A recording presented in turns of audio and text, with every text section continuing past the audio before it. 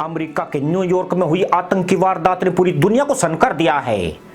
America जैसे देश में इस तरह की घटना होना, वह भी मेट्रो स्टेशन के भीतर, जहां सुरक्षा व्यवस्था कई लेयर में होती है, यकीनन हैरान करने वाली है।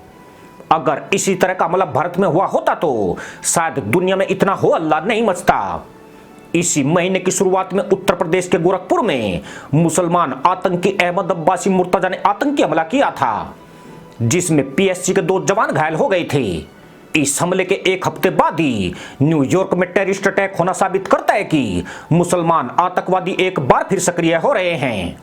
इन मुसलमान दहशतगर्दों के निशाने पर सबसे पहले भारत हुआ करता था, लेकिन आज इस्लामिक आतंकवाद पूरी दुनिया में फैल गया है। भारत और अमेरिका इस्लामिक चरमपंथ का गढ़ बन चुके हैं। भारत में हर बड़ी छोटी आतंकी वारदात के पीछे पाकिस्तान का कनेक्शन रहा है, जबकि दुनिया में होने वाली ज्यादातर आतंकी घटनाओं में शामिल तत्व पाकिस्तान से किसी न किसी रूप से जुड़े हैं। न्यूयॉर्क का आतंकी हमला प्रथम दृष्टया किसी चरमपंथी मुस्लिम की करतूत नजर आता है। ऐसा इसलिए कि इन आतंकियों को निर्दोष लोगों को मारकर आनंद मिलता है। ये मुसलमान दहशतगर्द ऐसी जगहों को अपना निशाना बनाते हैं जहां गैर मुस्लिमों की तादाद अधिक होती है। अमेरिका जैसे देश में हमला करने से इनका वैश्विक कद बढ़ जाता है। साथ ही यह संदेश भी दिया जाता है कि मुसलमान आतंकी दुनिया में कहीं भी अटैक करने का दम रखते हैं। सवाल यह नहीं है कि ब्रुकलिन का हमलावर गोरा था या अश्वेत, किसी न किसी तौर पर उसका संबंध इस्लामिक आतंकवाद और पाकिस्तान से अवश्य हो सकता है। आतंकवाद की सबसे बड़ी और पहली नर्सरी पाकिस्तान की धरती पर ही चल रही है।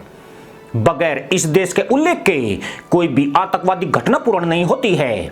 गोरखपुर का मुसलमान आतंकी पुलिस की गिरफ्त में है। ब्रुकलिन का आतंकी भी ज्यादा दिन आजाद नहीं रहेगा, लेकिन जो देश इन आतंकियों का प्रोफेसर है वह आज भी पूरी तरह आजाद है। आतंकी मुल्क पाकिस्तान पर अभी तक ठोस कार्रवाई नहीं हो पाई है। इसने पाकिस्तान के हौसलों में इजाफा किया है, जिससे इस्लामिक टेरर पूरी दुनिया को अपनी जद में ले चुका है।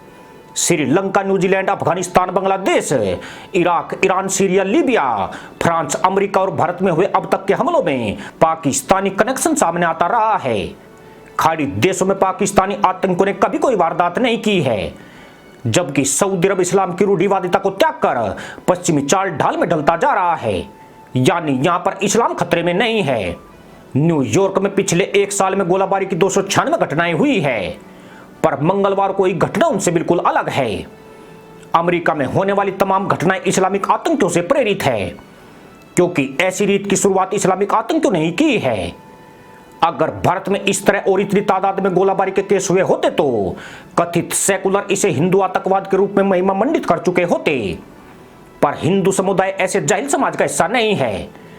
कश्मीर में मुसलमान आतंकियों ने हिंदुओं का नरसंहार किया है, मगर एक भी हिंदू आतंकवादी नहीं बना, जबकि एक मुसलमान दहशतगर्द अहमद अब्बासी मुर्तजा को अपनी कौम की चिंता हो गई। उसे भारत में इस्लाम खतरे में नजर आ गया। दरअसल पिछले कुछ सालों में भारत ने इस्लामिक आतंकवाद पर सख्ती दिखाई है। पहले मुर्तजा जैसे तत्व पूरी आजादी से अपनी कट्टरपंथी विचारधारा का खुलकर प्रचार प्रसार करते थे। भारत की पूर्ववर्ती पार्टियों ने अपना वोट बैंक बचाने के लिए इन तत्वों को खुली आजादी दी थी। वर्तमान सरकार में इनकी यही आजादी छीनी है और इस्लाम खतरे में आ गया है, वरना इस्लाम पहले कभी इतने संकट में नहीं था। इस्लाम खतरे में है का कॉन्सेप्ट भी यही मुसलमान आतंकी लेकर आए हैं। बाकी मुसलमानों को तो इस खतरे का आभास ही नहीं है। इसी के साथ अनुमति दोस्तों, जय जवान, जय किसान, जय हिंद, वंदे मातरम।